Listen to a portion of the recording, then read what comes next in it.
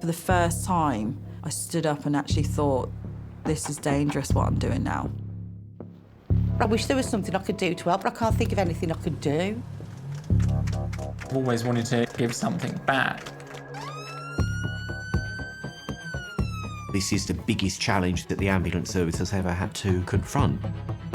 I'm scared no matter what precautions you take.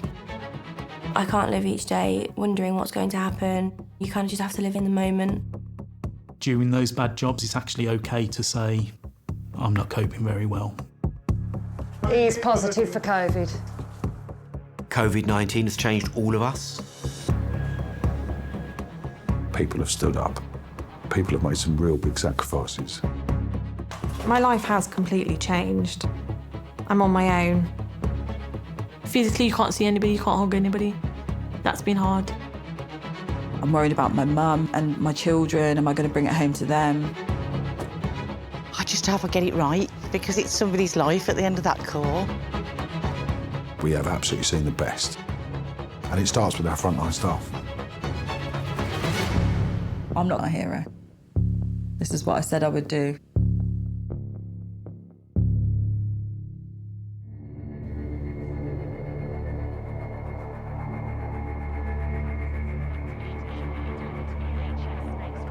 Nearly 400 more people have now died from the virus in the UK, and new figures show nearly 2,000 people in the Midlands are in hospital because of it. To make a start then. So thanks for all your hard work and efforts over the Easter weekend. I know that not many of us got much of a break, so I'm sorry about that. But keep focused, don't be distracted, so that we're ready in the best possible place for the surge which we're potentially anticipating in the next few days.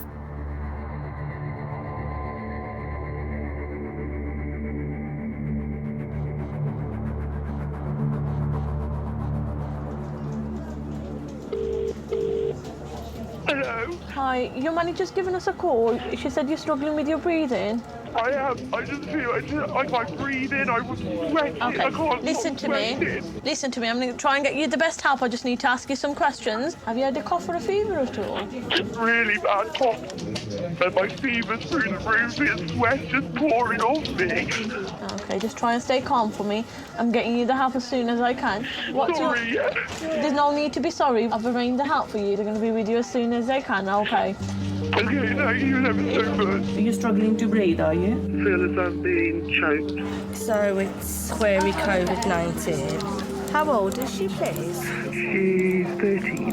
13. Oh, bless her. And what level of response do you need? Urgent, please. So that's all been arranged for her. Every time I dispatch an ambulance, knowing that they're going to a COVID patient, it is scary to know that you are putting your colleagues at risk. An urgent appeal has been launched by things like biscuits, sweets and shampoo for staff. The Trust charity has made a desperate plea to get the things they need for frontline staff. It's bloody chilly. For all the latest on coronavirus and how it's affecting us across the West Midlands, Happy head days. to our Twitter. I'm 50 years old, and this pandemic is the hardest thing I've experienced, but I wouldn't be anywhere else. I do really enjoy my job. My wife constantly is telling me I'm married to the ambulance service, and I do work a lot of extra hours. She calls herself a service widow.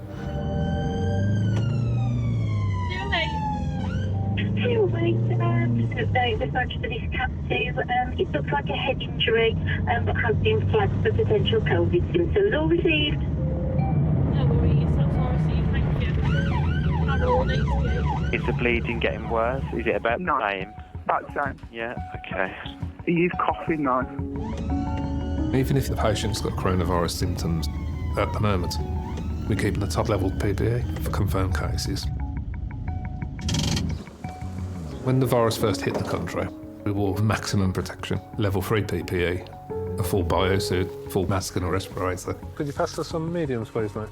It's a personal opinion, but it's very confusing for frontline staff that when Public Health England seem to be changing what is required PPE-wise to what supplies they've got.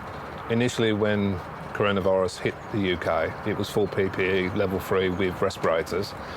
And it was quite apparent to us straight away that that didn't have enough. So next thing we know, the level of PPE we needed is level 2.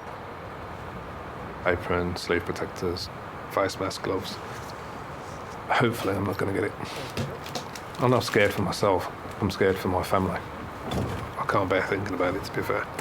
Harold, what have you been up to? He fell in the shower and his son's on the way down. Do you remember falling over, Harold? Yeah. You do? I'm just going to come have a little feel of the back of your head. We'll get you up then, buddy. Just want to be standing up. You will. We'll get you up. Sit there properly. Any items for immediate attention or action, please? Quality of PPE. Yeah, and this was another issue that came up on a call this afternoon that I've been asked to look at. Concerns from other ambulance services and concerns amongst staff, so I'll try and pick that up tonight. PPE has been a real concern, and there's often difficult decisions that one has to take about what you're going to prioritise, what you're going to invest in, and equally what you're not going to invest in. All trusts are suffering a very similar situation for Lifesavers. During this global pandemic, we've always adhered very, very closely to the national guidance that's been issued by Public Health England. But in my role as the Chief Executive in the West Midlands, I feel a huge sense of responsibility to do everything we can to ensure that our staff have the best possible protection that we can possibly provide to them. It is hopeful to get a small stock this week from a supplier that we've not used before. I've been in the ambulance service getting on for 35 years. I've responded to terrorist bomb attacks. I've responded to major emergencies. I've commanded major emergencies. Right then, Harold, let's get you on this sofa. This is the biggest challenge the NHS has ever had to confront. Where did you fall over? Hello there. All right, David. My bloody stick slipped on the floor, the wet floor. What did you say, sorry, temp was? 37.2. I'm just going to have a quick listen to your chest, Harold.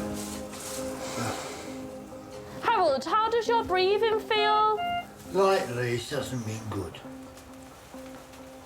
Everything feel all right. Your chest sounds horrible. In the middle and down the bottom, it's what we call it's crackling all over the place. The other worry is your oxygen levels are low. It'd probably be wise to go to the hospital to have a little chest x-ray done. I'll leave it. Before the pandemic, most people were happy to go to hospital. That's completely changed in the last week. If you have got symptoms of coronavirus, it's hard. You feel safe in your own home. And when you're seeing on the press people dying left, right and centre all across the country, all across the world, you're going to want to stay at home. It's your natural instinct kicks in. But you've just got to make sure that they see that the balance of risk is against them if they stay at home. Harold, yes. I strongly recommend we go up to the hospital, buddy. I know nobody wants to nowadays, but... I don't know. The thing is, you would be safe at a hospital, but you're not going to be safe at home. You've got a good chance of falling again. You've got a good chance of dying. That'll be a good thing, don't it? No, I don't think it'll be a good thing at all. Why? Every day's precious. It's easy for me, what's it? It's been a co-op a couple of times on his scooter, which we shouldn't have really, because we've told him he shouldn't go out. But he's very, very stubborn, and he misses his wife. Because you won't go, I'm going to have to speak to the doctors. I want him to see you today. My mum died about 8 years ago now. So he does miss his wife, and he thinks he wants to be with her. You do understand, Harold, it can be dangerous for you to stay at home because of how bad your chest is. What's he say? That's the doctor saying that. I'm going to the hospital now. That would be the best. Look, I promise you, you've made the best choice. I don't feel very good about him going into hospital. I know a lot of people have died from it, and that's why I don't want to go into hospital, because I don't think he'll come back out. Harold, because of the current situation, they're not allowing any visitors in with you, just to prevent the risk of COVID coming into the hospitals. If you don't hear anything within like the next couple of hours, just give them a call. Even though most people are understanding. I've had 1 or 2 people be quite upset with us when we tell them they can't travel. Dad, they'll ring me up when I'm all right. Yeah, all right. Excellent. Everything else we can adjust to, but not being there for each other is a difficult adjustment to make. because it's very alien to who we are as humans. Thank you. I miss kissing and cuddling my wife. That's been the hardest part for me. She's got a complicated medical history, and I think she would struggle if she caught the virus. If she caught it, it could only have come from me, and it's a massive worry. I know I cannot cope without her. Couple of bumps down here, Harold.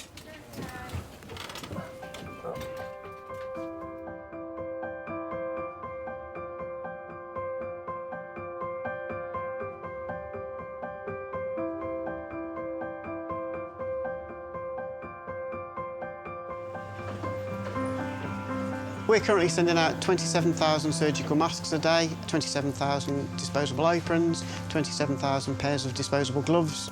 Morning, Cal. How's it going? And they have the full-on respirator kits should they come into contact with anybody that's suspected having full COVID. We're happy to work 6 days a week. Holidays are cancelled voluntarily. Any more to go for Willenhall? Just a couple of items from upstairs. Cool. We're keeping our paramedics safe and healthy. Also, all the frontline staff that are there answering the phones, answering the 111 calls, answering the 999 calls. We are not true frontline, but we're keeping the frontline going. Do you understand how difficult my life is that I've got to continue to work with you? I'm just counting down the days, James. Why? Why do you want me gone so bad? I actually can't wait. You're bringing some more newbies and you can see how you like it then. Yeah. Huh? Wouldn't you at least want me to stay on so that you have someone that you've worked with before and you know how we work? And... Nah. Stop it! It's all right, calm down. There's some tissues in the back there. Yeah, I've got him, all right. So what to contend with? Literally within days, I get my paramedic epaulets. Was it 2.5 years of training has led to this coming week? I still don't think you're going to pass. You don't think I'm going to pass? Everything's been signed off. Yeah, I'm only joking. Right, we are good to go. OK. See, I have got a bit of a headache, you know. Oh, man. Like that headache behind your eyes. You genuinely, though, need to, I will keep an eye on it today. Yeah. I don't really care about you, but I care about patients. I want to give it to a patient. I was off for some time.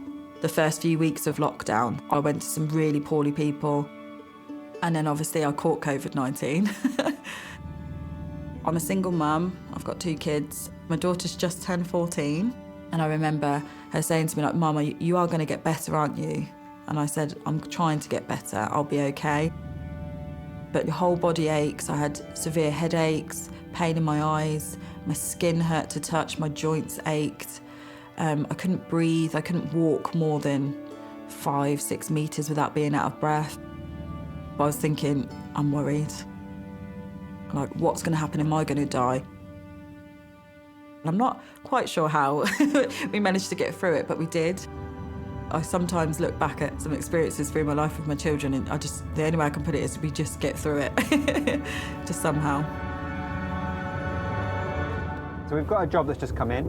It's a mental health job. Yeah. Emergency ambulance is required as the scene is deemed to be unsafe.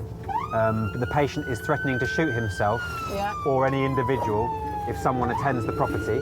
Okay. Just looking at the notes, the patient has stated that he has knives, guns, razor blades, cocaine and COVID-19. Okie dokie. Razor blades, knife and a gun. It's not messing about, is it? Right, should we just double check if the police are running to this? Are you not happy to just approach and see what happens? Well, I mean, I'm happy to go and have a look, but I would like to know that if anything kicks off, the police are on the way. You got me. I think I'd rather the police.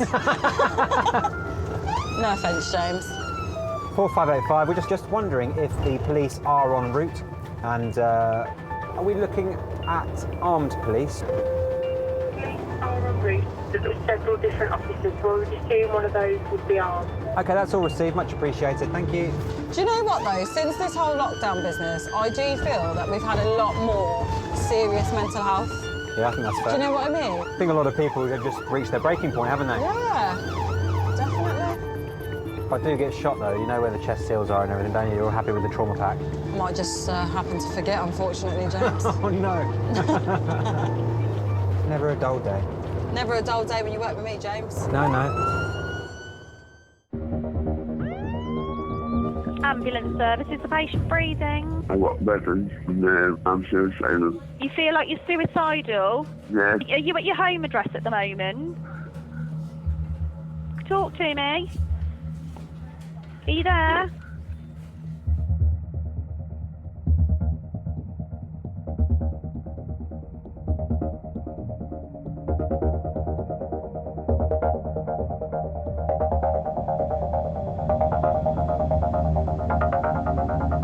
Oh, could it be this one that's still outside?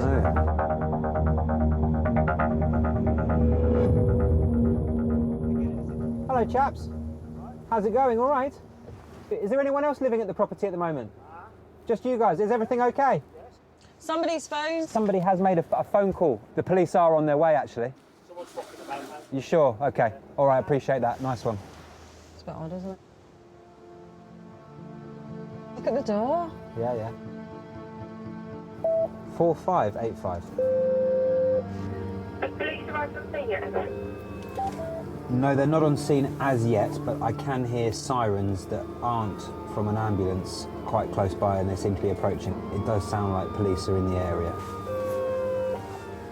Oh my God, there's loads of them. There you go, this is the armed officer here. Oh, Karina, you're going to melt now. Look at him, he's a male model. Oh, I know him. He's one of their higher up blokes, isn't he? Yeah. Afternoon, all right? Hello. Yes. So we pulled up outside the property. Just as we pulled up outside, two gentlemen were exiting the property. One carrying a can of beer, the other one had a big black eye. And they looked very agitated. They didn't really want to talk to us. No. And when we said the police are meant to be coming as well, they then proceeded to walk off up there. And ultimately, he's made a call to yourself saying he's going to self-harm. We don't know. But it said whoever lives in this property has got knives, guns, and wants to kill Let's himself. look at address, see if there's anyone else in there.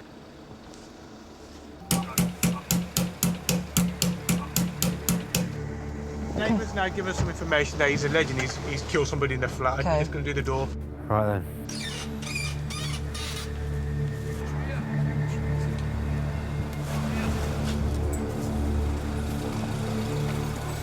That's him. That's him. That's him. Yeah, that's him. Got him, hey, somebody, yeah. Okay, got him. Use your hand! Use your hand! Use your hand now!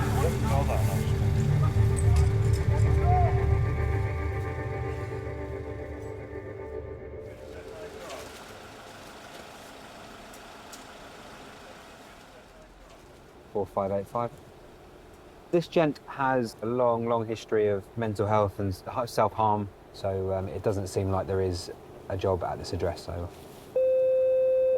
4585, that's the receipt. Are you happy to come in the ambulance?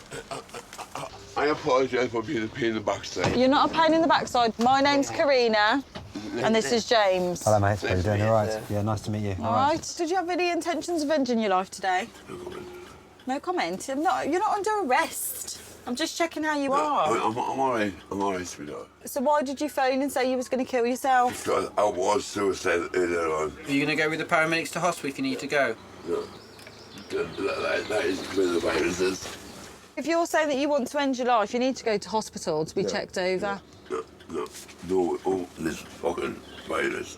If we take you to hospital, it won't be in a COVID area. It will be in a non-COVID area. God bless you guys. You guys need me now. Don't save my life. Save fucking other people's life. Going to do another blood pressure, okay? Okay, sweetheart. So, yes, madam. Don't tell your husband. No one will marry her, so you're welcome to propose again. No, I'm not married. Why? I choose not to be. Oh, I'll tell you what. Oh, no. So where is he now, man? Well, I might be waiting for Mr. Right to come along with Prince Charming on his horse. I'll work on you now, man. Oh, I'm a married man. No, he's married, unfortunately. I feel sorry for his wife. At the moment, I think a lot of people are having to deal with their own issues and struggling. You can only imagine what it does to people that have, already got a mental health condition. It's really tough. Take care. See you later, mate. I've got a real big interest in mental health, and that definitely comes from my experiences and growing up with it. My mum suffers from depression, so I kind of understand how mental health can affect your life in different ways, and it can affect your family members as well around you. And I feel that you just have to be empathetic. Try and have a little bit of understanding, especially in now's climate. Deep down, I think we're all a little bit scared.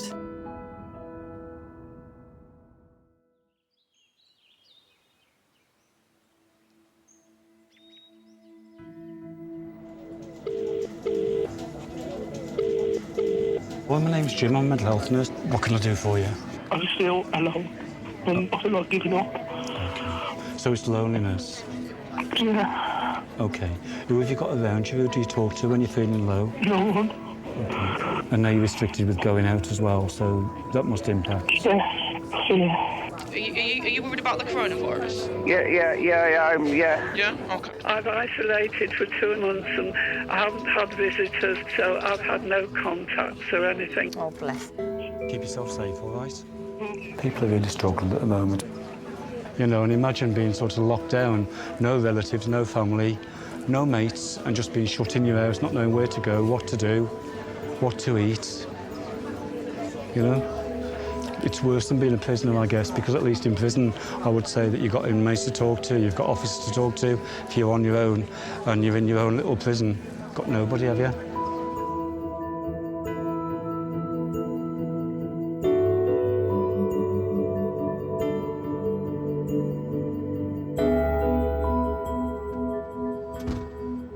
Hello there.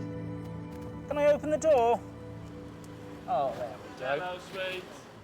Right then, Margaret. But shall we get you off the floor? Right.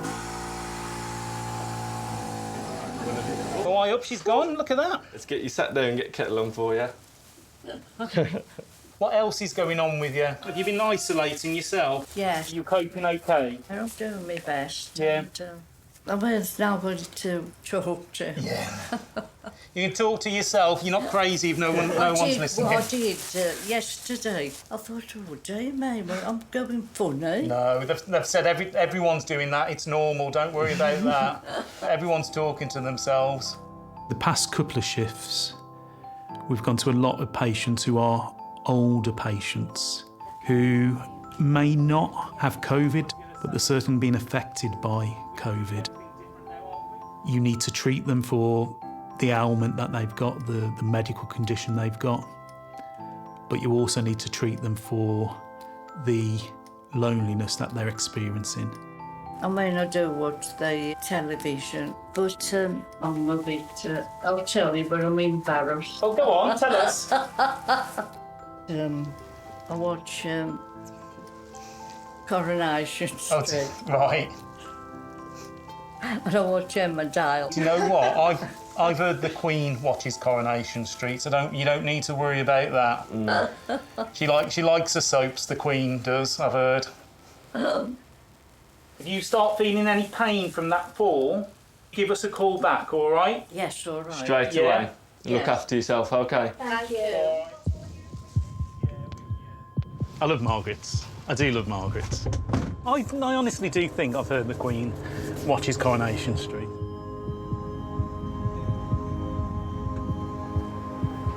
Retired paramedics are being asked to rejoin the West Midlands Ambulance Service to help them tackle the outbreak. Anyone who's left within the last 2 years are being invited back. I'm one of those who've decided to come back to help out during this time. Why did you want to come back? Was it just for the fact of they just asked everyone, or did you feel like you needed to because of the skills you hold? And look at all the key workers going out there to help us get through this, and I thought I'd be a bit of a hypocrite if you weren't, if I weren't, to sit at home. But there was just that one thing at the back of my mind that thought, you know, that one of the reasons I left is because I got assaulted at work. I got some PTSD through it, and that is the worrying thing about coming back to work. Oh, definitely, 100%. Being assaulted at work, you're never going to forget that, are you? But we need to step up, you know, and we need to get out there and do things that put us outside of our comfort zone. That's what we've been trained for as well. Yeah, definitely. Right, stick to this one, mate. Shove it in there. All right. Oh. After I was assaulted at work, I started evaluating why I was stressed within the job and why I had PTSD. Bye, Rich. See you later. See you in the morning.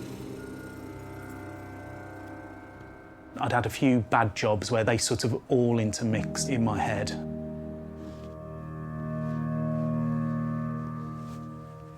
One job that stands out, it's a job where I can't get away from it because it's at a house which is on a route that goes back to the ambulance station.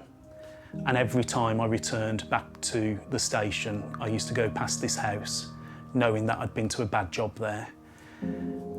And it was a hanging of a teenager. And we couldn't do anything for him.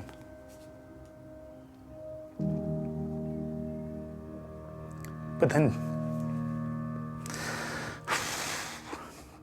you train to bring someone back to life. And in some circumstances, you can't.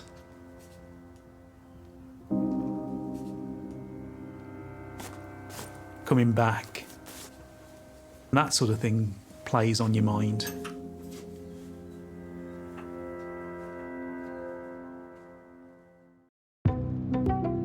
Ambulance service, is the patient breathing? He's having a fit, just like he's banging his head on the floor. How old roughly would you say he is? In his 20s. In his 20s. It's time to move now. Hang on, mate, I've called the ambulance. You're bleeding. Oh, shit. He's walking away from there again. I don't know if he's on something. Yeah. He's fucked. He's absolutely fucked. That'll be your card. Oh, jobbing. 4585. Charlie 1 call, possibly patients taken some substance. Oh, God. And they have been sitting. Yeah, that is received, and there's no indication as to what they may have taken. Negative over. All received, no trouble, thank you. So they've taken an unknown substance which has caused them to fit. ETA, 4 minutes. It could be that man because the way he's walking. Yeah. His ankles are going. Oh, really? He's bobbling down the road now, but he's... Where are you going? What's he Just doing? stay still. Where is he, love? And there's a bloke on the floor fitted. Where is he? He's just gone to the right. He's cut all his eye open. He looks He's like gone to the right? Yeah, he went to the right. Thank you. Thank you. Where's he gone? She said to the right, didn't she? Yeah, she did, yeah. Has he gone down that way? Is it going to be that one there? The bloke, yeah, it's him, isn't it? He's not walking straight. Yeah, he's not walking. Let me jump out. Oh, he's crossed over the road now. Oh, mate. You gonna let me cross? No, you're not gonna let me cross? Oh, you jumping Thank you very much. barriers? Oh, it's all right, he's there. Hello, mate. All right. Got a bit of a cut on your eye there, my friend. It is a bit of blood, yeah. Yeah, you cut your eye open. Yeah. Because you've had a bit of a fall, my friend. No, sorry. I haven't been outside, mate. You've just had a seizure. You all had a good drink last night. That's all right. That's okay. That's what it probably We'll is. make sure he's okay, that's all. He hasn't just fallen over. Something's happened to him. I know they had a couple of lines last night. That's okay. That's all right. That's it. Are you epileptic? No. No. Never. Can we just check you over then? Let's check you over, make sure you're all right. Is that Cool. okay? Come on then. Come, do you want me to hand come over? We're just going to go to the ambulance. Is just over here. We're just over this way. The Chief Constable of West Midlands Police says we need to ensure people are sticking to the restrictions introduced by the Prime Minister.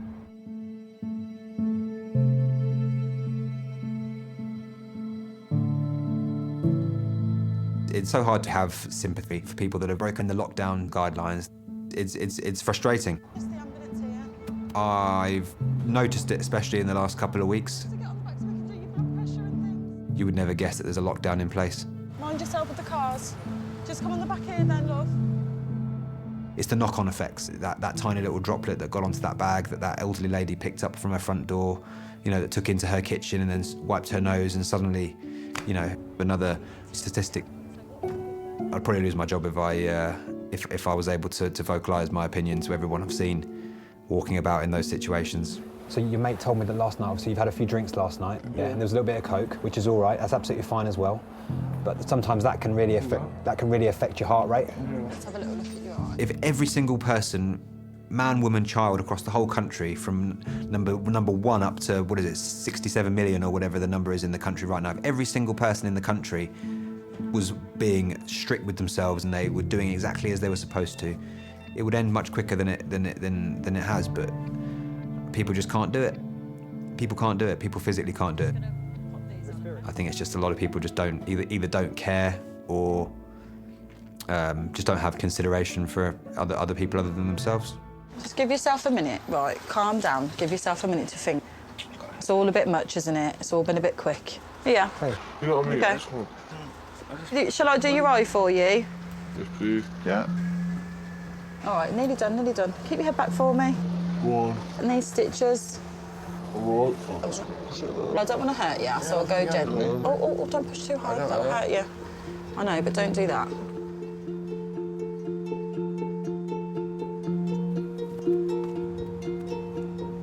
So we're going to take this very intoxicated young man into hospital. If people want to drink and take drugs, they're going to do it regardless of whether there's a lockdown or not, unfortunately. I think a lot of people use drugs and drink to cope with whatever situation they're in. You know, they're not looking after themselves in the first place, are they? So to ask them to help and look after others is sort of nigh impossible, really. I get it. Around the age that my daughter is now, I made some very bad decisions at the time.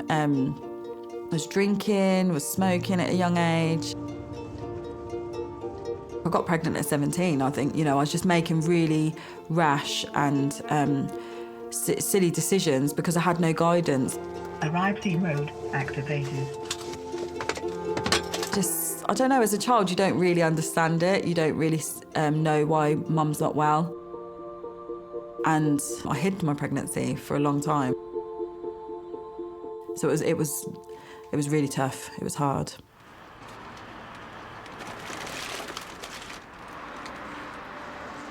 Now it'll take her about 96 years to get down the stairs. Hi, Mum, you okay? Yes. Yeah, I brought you your shopping. Thank you very much. I think everything on your list is in there, yeah? Right. We've got mostly... I got you a book as well, so you can read for your book. Don't think there's any substitutes this week. And you remembered everything? Yeah, I remembered it. Well, I think I have anyway. So my mum was having to deal with her own issues. When I told her I was pregnant, she really stepped up for me. I think for the first time I felt supported. For the first time I felt I got what I needed from her almost. So you've been feeling, I know you've said that you're struggling a little bit last week. You know, the lack of social interaction, I think, was the biggest thing. Now we have a really good relationship. We're really close. I don't think I could ever repay her for what she's done for me, if I'm honest. Without the support and the love that she's given to me and my children, I would never have got or achieved what I've achieved now. She is a special woman. She worries about me now, though, a lot. All right, then. Thanks I'll see you later, then. Yeah. Take care. And you? All right. Stay safe, as they say. Oh, yeah. Bye, then, Dan. See you later. Take care. Bye. Bye. I bet she's beaming proud of you. I think so. She does a clap outside. That's one thing that I hope does come out of this, that people appreciate family a little bit more. You know, there's sort of a silver lining to every dark cloud, maybe.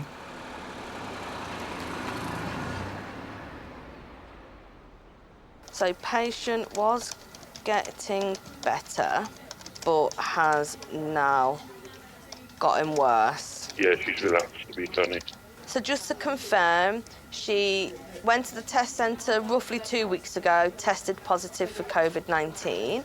She's got tightness in her chest, vomiting, body aches. Yes. Yeah. Has she got any like underlying health problems or anything like that? No, Yeah. she's on the go.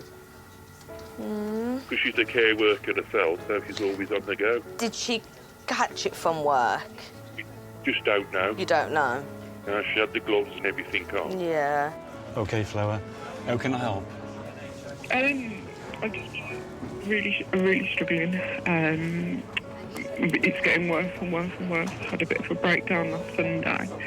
There has been an increase in frontline workers calling in. Times are really stressful. They haven't got the protective gear that they need. And I try to sort of empathise a bit as well, because we're all anxious. I'm anxious, and I've actually been asked sort of, how do I deal with it? Am I scared? And I'll be honest and I'll be open. I'll say, yes, I am. You know, obviously I'm scared. And again, to a degree, we're all in it together, but some of us react differently to others.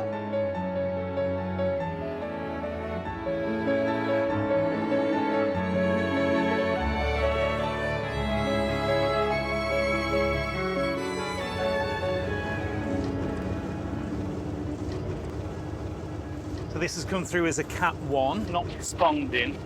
Is unconscious, noisy breathing. Oh, you absolute sausage. Traffic chaos. Well, mate, you're all right, Marcel. Nearly. 4327. The power on scene, I just felt the notification over. That's perfect, mate, lovely. Thank you very much. Roger that, client.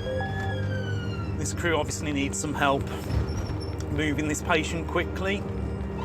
I'd been to a cardiac arrest on Station Road before, so yeah. Get your stuff on, mate. Coming back, initially I wasn't sure that I could cope with going to really poorly patients. And I had to make that decision for myself whether I was going to sink or swim. Hello, you right there? Hello, what's happening? Literally called for you guys immediately. Okay, all right. When the family walked in, he was lying in stand. He had quite a lot of blood in his airway. Okay. They tilted him onto his side. Yeah. And they said the blood sort of poured out. Suction, level 3 PPE, full respirator and stick on. And that's where we're at present. Okay. Bag. Bag. And then see about getting round the corners. It is quite bad out there. There's a lot of quite bad jobs. And as soon as you look at that person, you know you're running to hospital with them. You know you're working quickly. Hi, happy? Yeah. Over we go. I feel in a better place now than I was a year ago. And I've gone through a process, and now I've got a lot of skills to cope better with the job and the bad days. And that's because of the job as well, because they put me through the counselling.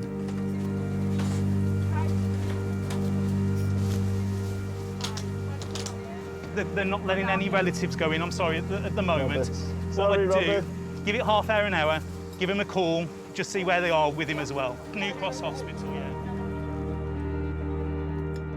Within the ambulance service, you get quite used to putting on a brave face, but what I know now is that during those bad jobs, it's actually okay to say, I'm not coping very well with that at all.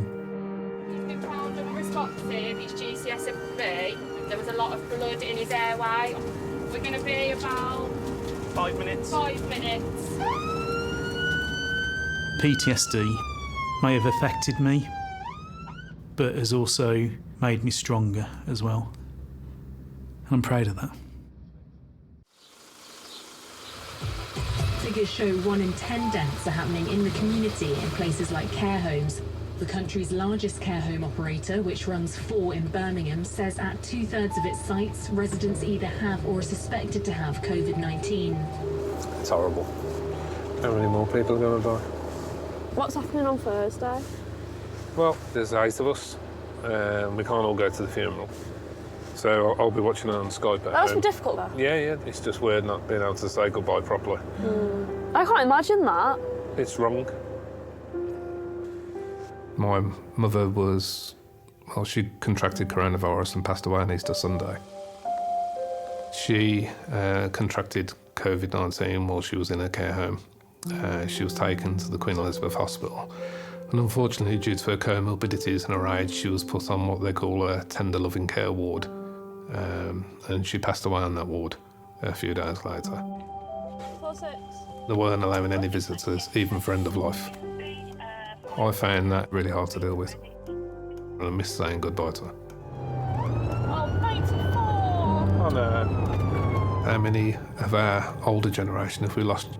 We don't value them enough, not nearly enough.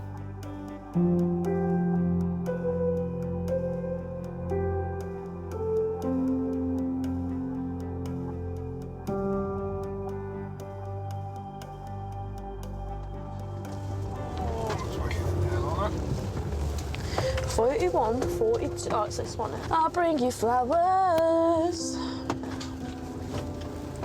George, let's go find out what's up with him. Right, Paramedics here. Hello, George. I'm Richard. Oh, God. Thank you very much for your attention. Oh, you're welcome. I'm going into the kitchen with Mum. That's fine, yeah. What's happened today, George? On the hearing aids somewhere. There they are, you silly bugger. Can you hear us now? Oh, like yesterday. Bless you. How are you feeling at the minute? Well, feels like I pass out all the time. Any problems with your vision at the minute? I've got age-related destruction in that one. Okay. This one's not too bad. Can you squeeze my hands, George? Ah, yeah. Oh, blimey. Can you push me away? Pull towards you. Well, you're showing off now, you are. George, we'll give you a hand to stand up. If you feel dizzy, just sit back down. Just stand there for a minute. Wee. What is blood pressure now? It's 157, it's perfect. You're not had like earache or anything, have you? No. No. Has anything like this ever happened before? No. No. I'm always very active. You can sit down now, George. I take it he's been charming. He has, he's lovely. He's showing signs of vertigo and he's got dizziness when there's no physical reason for it, so I think ideally a doctor at the hospital needs to assess him and probably scan him as well, just to make sure nothing sinister is going on. Hopefully it isn't and he'll be back home. Brilliant. Trying hard. Of course they're trying hard. His physical observations are great, to be fair. They've got a good one, 95, don't you think? I'd never have guessed his age. He's blinking great, isn't he? Oh, too. How old, Mum? He's no toy boy. He's 3 months younger than her. There you go, George, you're a toy boy. I've heard it all now. How long have you been married? 60 odd years, believe it or not. 61 years this year, doesn't it? 61 years this year. Bad temper don't get in there. Are you being recorded? Can I put my rubbish in this bin? When he's well, he's all right, but when he's poorly, he gets very bad-tempered and he doesn't talk to me when he's poorly. That's why I rang his daughter, because he said, I've got no sympathy. That's my picture up there, look. Right, plenty of medals. Amazing. He did 22 years in the army, and I did 15 years in the army. That's the wife that got from Polish. Oh, yeah. She got the MBE. Oh, wow. The virus, well, it's a flipping nuisance. But I think it's something that, like the war, I mean, I can distinctly remember when the Prime Minister said we are at war with Germany. And we all shrugged our shoulders and said, well, so be it, we'll have to get on with it. And I think this is the same. There's nothing we can do about it, not as individuals, except stay at home and, you know, watch out for each other. But it's just something we've got to live with and get over somehow. All right, I'll come with it. Good. I've spent my life thinking how nice it would be to sit and do nothing all day. And now I'm bored to tears. Bye. I'll see you in a couple of hours. See you later. Thank you very much. No worries. Take care. Yeah, okay. Bye. I'm not worried about it. You just got to live with it.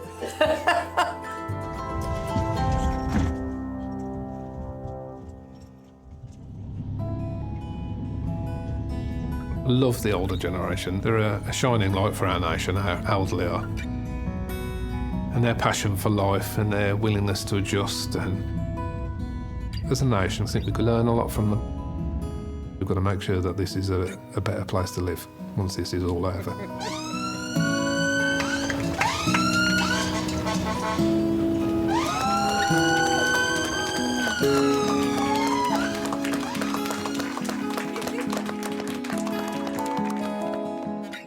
not always going to be bad. We're not always going to be in a pandemic. Right, okay, ready? Don't focus on what we can't do. Focus on what you can still do. It's nice to sit down, isn't it? After I've been at work for a few days. There has to be a better day. There has to be a better time. We have to be more considerate. Do what we can to make life better for each other. Because we are all one nation. Nobody is more important than anybody else. And if we do that, everything's going to be okay. I hope.